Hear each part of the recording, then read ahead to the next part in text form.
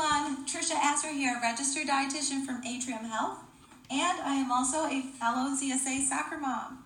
My son Zachary is fortunate enough to play for Coach Patrick's U14 boys team. So I know very well this crazy life of soccer we live and love so much, and I just want to thank Coach Patrick for inviting me here today to talk to you about soccer nutrition for these young players. He really understands the role that good nutrition plays for performance and health. And as you know, we're already well into the competitive season, and it's only going to pick up as we head into tournaments and spring season. So laying a good foundation for nutrition becomes even more important so that these young players can keep their performance level up and stay healthy while doing it. So I'm going to talk you through some of the handouts that you received earlier this week. I'm going to give you a little bit of the why behind the nutrition. So please note this isn't a fancy nutrition plan. This is a food-first approach. Kids at this age only need to establish really good eating habits, and there's an unlimited variety of everyday foods that you can choose to accomplish this. So looking at the night before a game, many people don't realize that this is really an opportunity to prepare your body for the next day's competition. And this is especially important for early morning games where young athletes might not have a great appetite or they might not have enough time to get the proper amount of fuel in. So some of the things that you do the day before can really be impactful to your performance the next day. So most of us are familiar with the famous spaghetti dinner the night before an event. And that's because spaghetti is carbohydrates, and carbohydrates are fueling foods.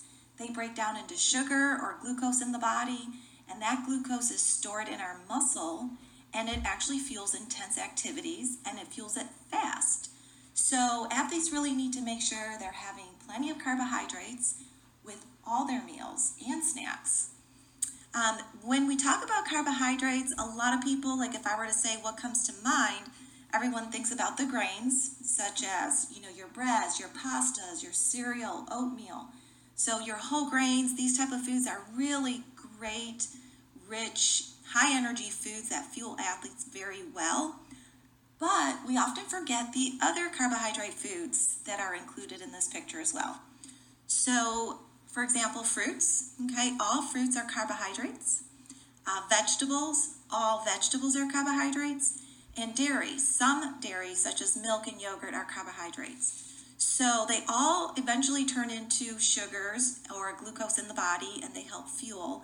But some of these foods just do a better job. So the more energy they have, the better job they do at fueling. So for example, that's why grains are usually thought of, is because they have the most energy, which is really beneficial to an athlete.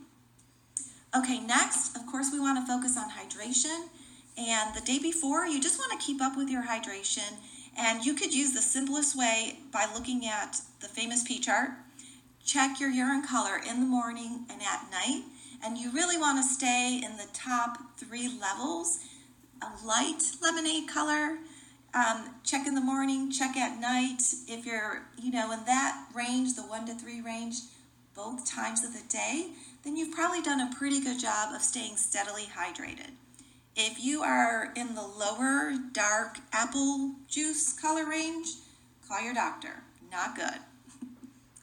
Okay, early morning events. All right, so we know that kids struggle to get enough food in the morning, but really encourage them not to skip breakfast and to just try to focus on a very small, light carbohydrate breakfast about an hour or an hour and a half before the event.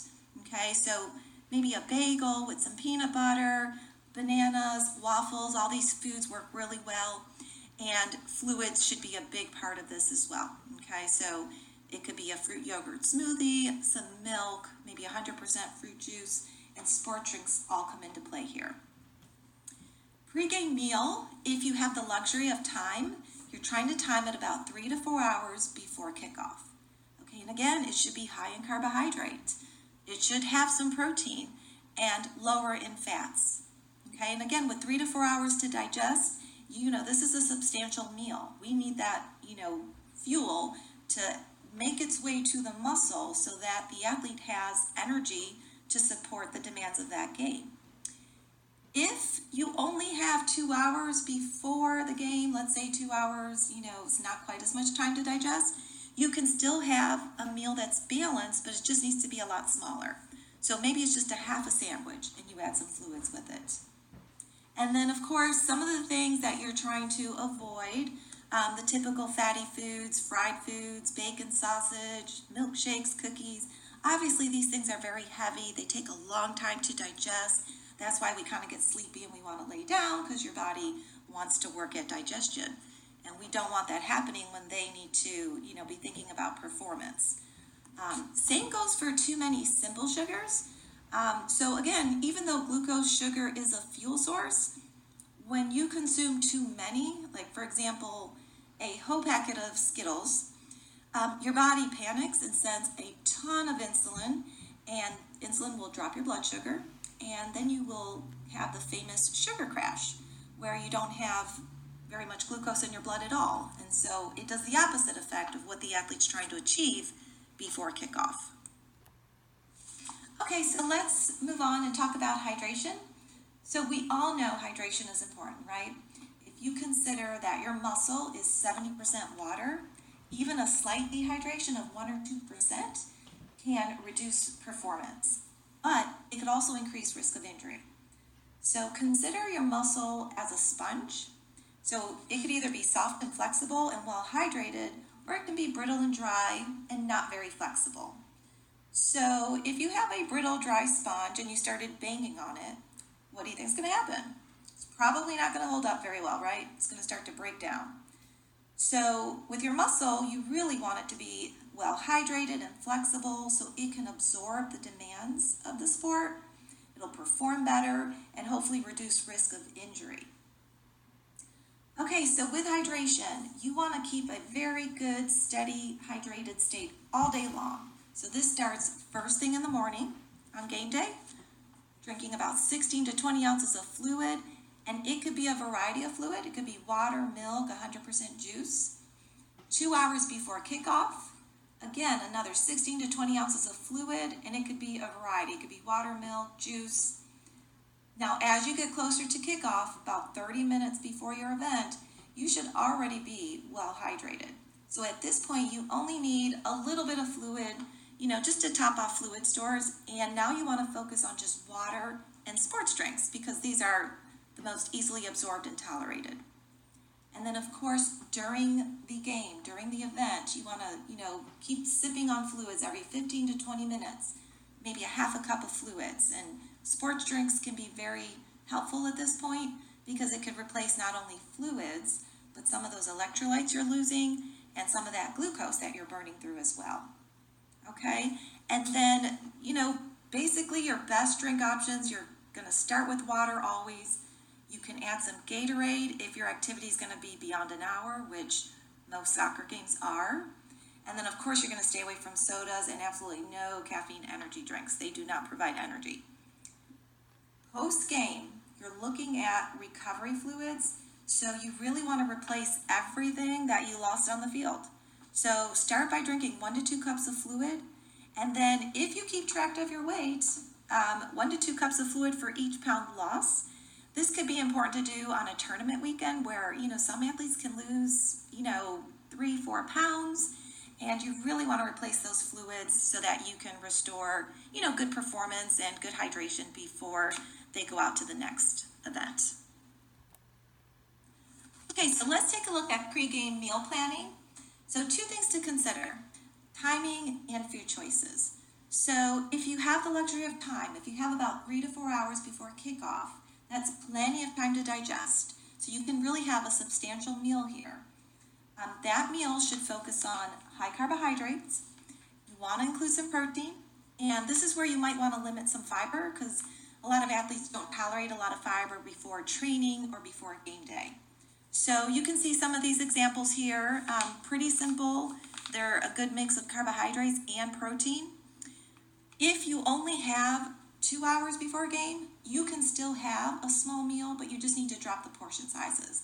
So it might look like a half of a turkey sandwich and some fluids.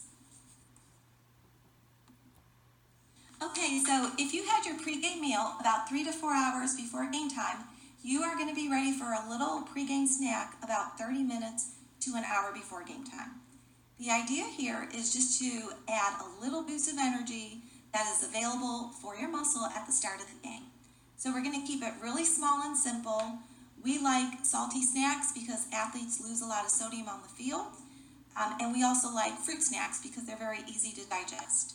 So all of these are great choices. It could be those little clementines. It could be a handful of goldfish or some pretzels.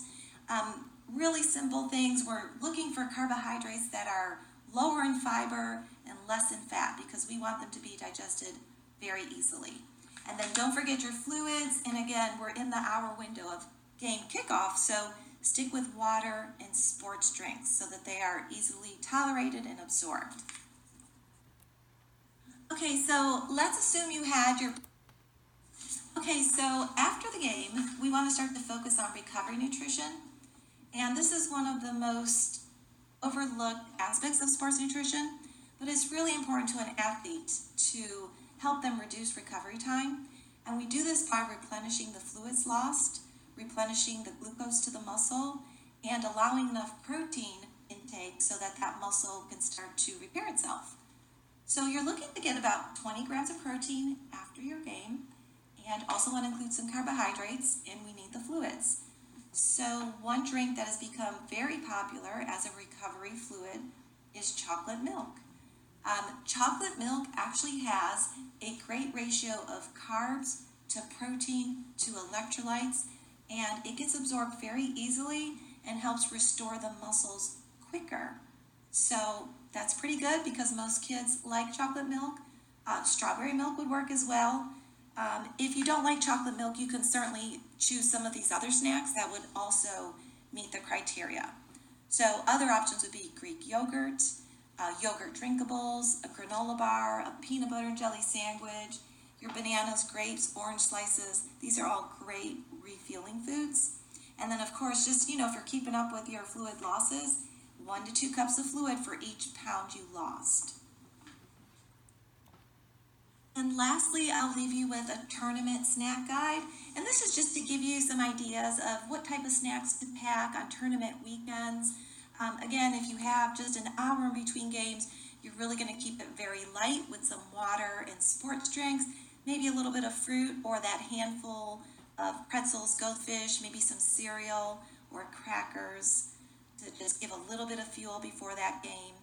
If you have a little more, if you have 2 hours or less, again, fluids, most important, water, your sports drinks, but maybe you can include a small sandwich or some Greek yogurt with the fruit, some pretzels with peanut butter, crackers, a cheese stick, to give a little bit of substantial energy to fuel that game. And if you have 3 hours or more, you're basically ready for a meal with some carbs, protein, and plenty of fluids. So thank you all.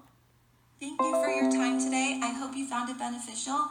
If you have any questions, feel free to email me at patricia.azra@atriumhealth.org, or you can find me on Twitter, Fuel My Sport, at Trisha Azra RD. Thanks again, and I hope to see you on the green.